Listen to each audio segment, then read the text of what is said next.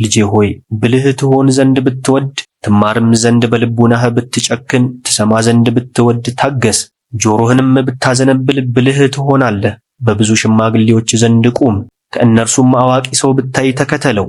የመጽሐፉን ነገር ሁሉ ፈጥነህ ስማ፣ የጥበብም ምሳሌ አይዘንጋህ። ብልህ ሰው ብታይ ፈጥነህ ወደ እርሱ ሂድ፣ እግርህም በደጃፉ መድረክ ይመላለስ። የእግዚአብሔርን ትእዛዝ አስብ፣ መጻሕፍቱንም ሁል ጊዜ አንብብ። እርሱም ልቡናህን ያጸነዋል፣ ጥበብንም ትወዳት ዘንድ ይሰጥሃል። ክፋትን አትስራት፣ ክፉም አያገኝህም። ከበደል ራቅ፣ እርሷም ራሷ ካንተ ትርቃለች።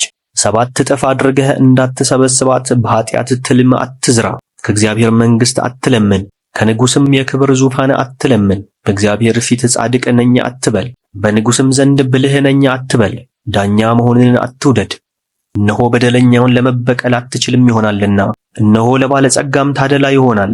በእውነት ሥራህም ላይ ኃጢአት ትሠራለህ። የአገርህንም ሰው አትበድል፣ ራስህንም በወገኖችህ መካከል አታስት።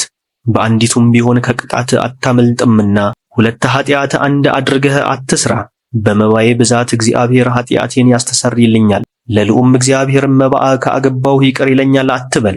በምትጸልይበት ጊዜ አትቸኩል፣ ምጽዋት መመጽወትንም አታቃልል።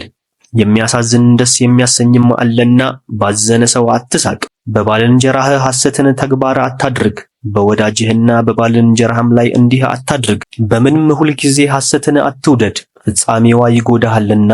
በሽማግሌዎች መካከል ብዙ ቃል አትናገር፣ በአፍህ የተናገርከውን ስእለትህን አትመልስ። ቃልህንም አትለውጥ፣ የእጅህንም ሥራ አታቃልል። ፈጣሪህንም የሚያበቅልልህን ቡቃያህን ቸል አትበል።